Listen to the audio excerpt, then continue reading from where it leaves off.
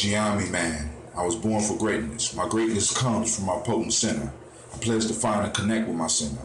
I pledge to build my spirit, mind, and body. All right. I pledge to use my hands to build a better world for myself, I my am loved ones, and sitting my community. here. I pledge to use my mind to At think the deeper, end further, of higher, the to create a Matrix better movie. reality So, for myself. what I'm gonna do, I I'm gonna pledge to go live my back life and through. go beyond all my self-imposed I'm come back and I'm limitations. gonna finish the recording. I pledge to promote the I principles just got done watching The of Matrix. the Gianni This warriors and to assist all those who are seeking the path love of success. story I pledge all featuring these things Goku first to and myself, my teachers, to all my relations, Neo to my and higher Trinity. power. I am Gianni. Ashe, Ashe, Ashe. The movie was all right. I'm not really thrilled about going to see it seeing it a second time, but I'm gonna sit down and watch it a second time and pause it every now and then and come make comments because there's a lot of stuff that I forgot.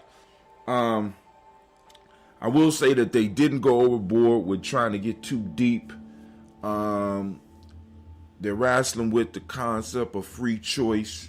Once again, it was a remake of the original with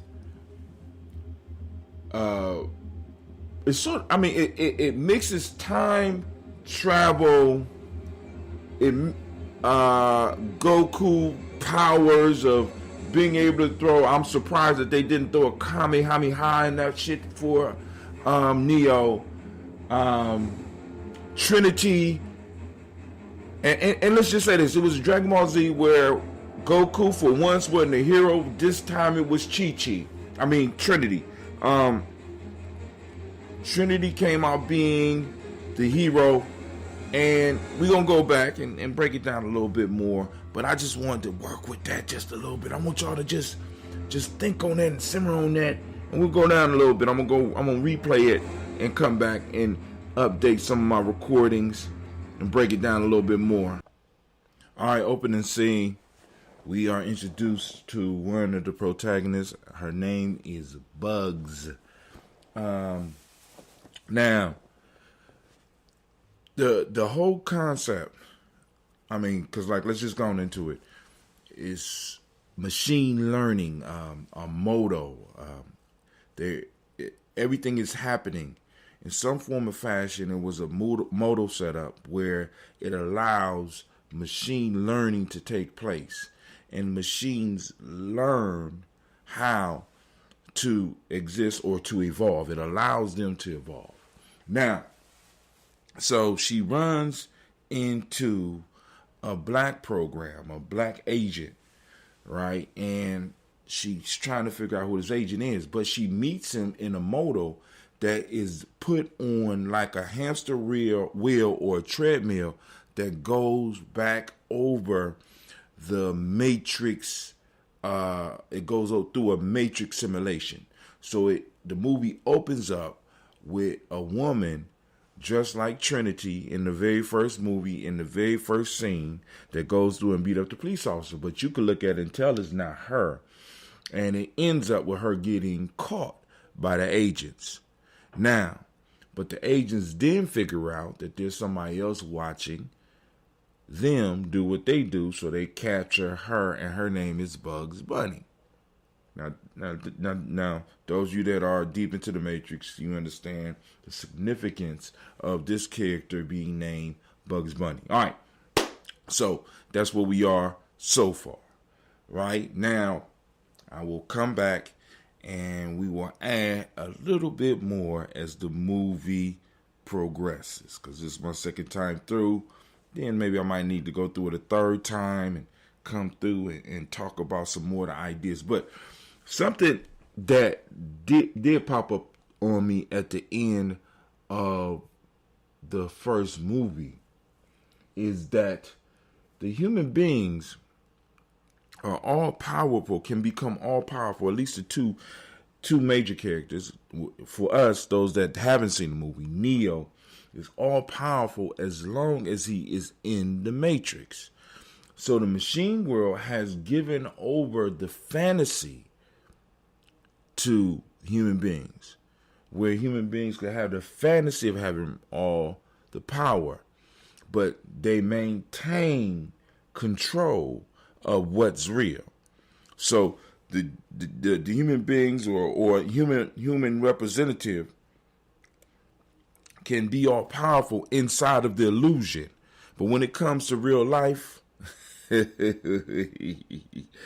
we find out who really runs that shit. Sounds kind of familiar, don't it? All right, but now, so my prediction was wrong because I did say that I believe that this matrix would do for the alphabet community what it did for, in a sense, the conscious community in the first movie, right? You know what I'm saying? Unless it's some shit that I'm missing, but I'm going back through right now. So let's go back. I'm gonna pause. I'll be right. So back to the movie. So we are at the beginning, opening scene. Trinity runs through her piece, but it ends with Trinity being caught by the agents. Bugs is watching this whole piece go on. I should have said spoilers.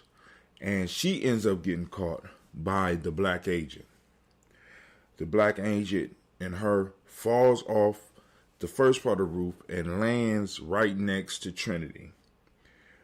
The black agent gives instructions for them to kill her, and they chase her, and she jumps off the building and falls to the ground. And the agents do what they do and end up chasing her, and she runs and hides in a key shop. Those of you that are familiar with the saga of the Matrix know the importance of the key shop. Now, in the key shop, she is hiding, she is cornered, and they don't look like a way for her to escape. But all of a sudden, out of the ceiling, it appears that the black agent comes and snatches her and brings her into a room. Now, they pull a gun on each other, blah, blah, blah. Now, so, the black agent was checking out the key shop because nobody ever went to the key shop. He noticed something strange in his environment, and it got his programming, because he's a program, it got the program to start evolving. Now, once again, this goes back to a Gianni concept, that whole idea of the power of mystery. The mystery caused this machine or this program to start contemplating things. And in contemplating things, it was able to discover portals that moved it from one room, from one space to a whole nother space. Right? In a sense, he became a key holder, so he was able to move from one place to another. All right? And what is that like? That, so this got a little bit of Doctor Who in it. You know what I'm saying? Moving through small spaces, moving through space and time. Where have I seen that before? It's another show that was doing stuff like that, like Marvel with the whole Loki thing, and I mean it's so many different. These same stories are being told over and over again, right? So we're gonna really get into the power of stories in a second, but so that's where I'm at now. So I'm gonna pause. My fault. I shall return. I'm back. So once again, I mean, I've seen it already, but you haven't, so spoilers. Black guy turns out to be Morpheus, but not the Morpheus we know. It's a Morpheus that is in a program, a modal program that was set up by someone. And I think we could guess and figure out who created this modal program, right? But we don't know why the program was set up. We still are in the dark. We haven't even seen Neo yet. We know that Neo exists, but in the modal, they could not figure out who this Anderson guy was. All right, so we have an alternate reality. We have a reality inside of reality going on. So somehow there is the Matrix, and inside of the Matrix there is another Matrix that has been designed. So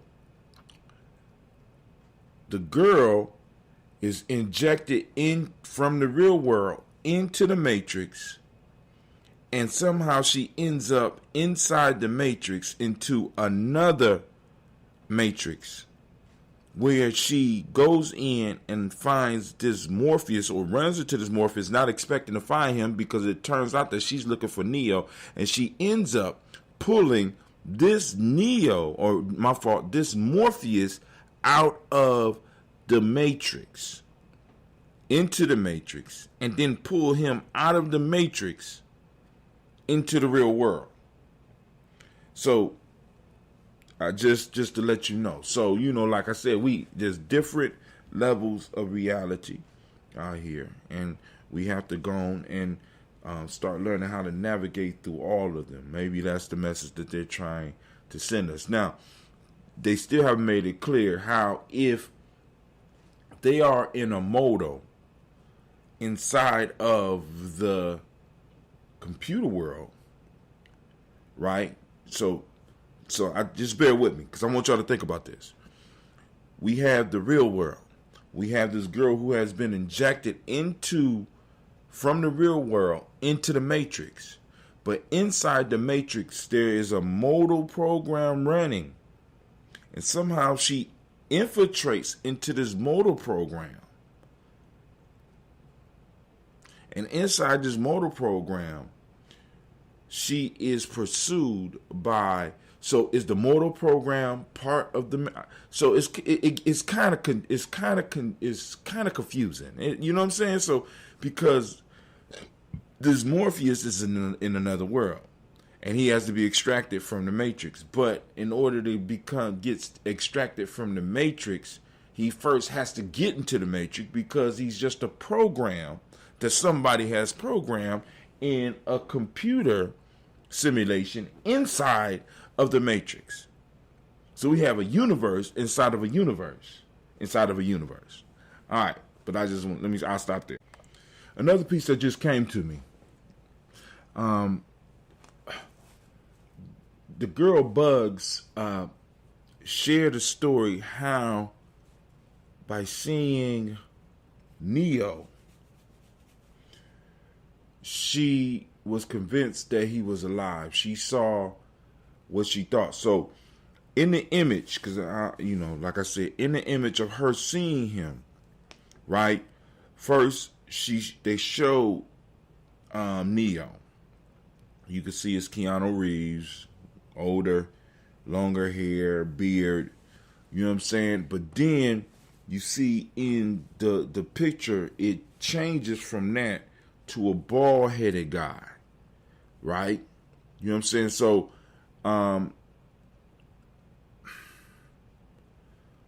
this gets into, because I just did a show about opinions. We just been doing all this talking with all of the stuff that we've been reading, how our image, or how we see ourselves a lot of times is put on us from the outside world, right? So in some form or fashion, Neo's whole view of himself has been reshaped. All right, so I want you to think about that.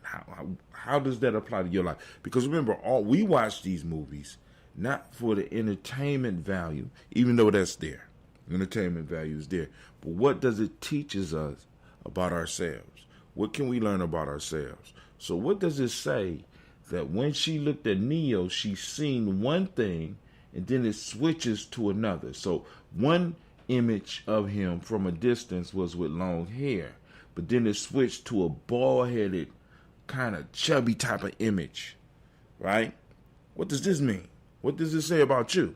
All right, as well. So I mean, because we got to think about this type of stuff. We're gonna be looking at these movies, right? We want to have fun, yes. But what is the lesson? What is the story? What is it trying to tell us in the story? Some people are gonna be able to break it down a little bit more than that, but I just want to enjoy, and I want you to enjoy. All right, I'll be back. Okay, now I'm back. So we are introduced to Neo. Now, after all of that we just went through, we're introduced to Neo, who is living an ordinary life. He's a game programmer who is famous for a game called The Matrix. He created the game called The Matrix, and he's living a regular life. We are also introduced to Trinity, who's also living a regular life. Now, So what's strange is that one of the guys that work at the company with Neo, because now all this, now check this out. So we find out that the Moto, which is that program that allows these programs to develop intelligence, to develop sentience, has been set up in the Matrix type code by Neo. And all this stuff is happening, and Neo finds out that it's happening. But as he tries to explore inside of the program, what happens is that guys from his company that he worked for come in to interrupt him, which you kind of figure that something like that would happen. So they go out to get coffee at a coffee shop called Simulate, not Stimulate, but Simulate, because I had to read it. It's Simulate Coffee House, and it just so happened that the same coffee house that he frequents, Trinity frequents, who comes in. All right, now, so the guy who is there with Neo, who works at the company, is explaining to Neo how the creation of this game, The Matrix, changed his life, how it made him fail 7th grade because he was so involved in playing it. Now, check this out. But he sees Trinity comes in, and he knows that Trinity plays a significant role in Neo's life, even though Neo don't know it. He knows that Neo has a secret crush on her, and he goes and he introduces himself. So it's building up. So it's certain things like how do they know, blah blah blah. You know what I'm saying? Because we know we're looking at it from a whole nother story's perspective, and we're trying to figure it out. But I'm gonna stop here. It is so much simpler to bear reality than it is to dispose of dreams. I just wanted to make sure I got that on there, because that is the quote of what Neo was reading as he was shitting on this whole aspect of his life.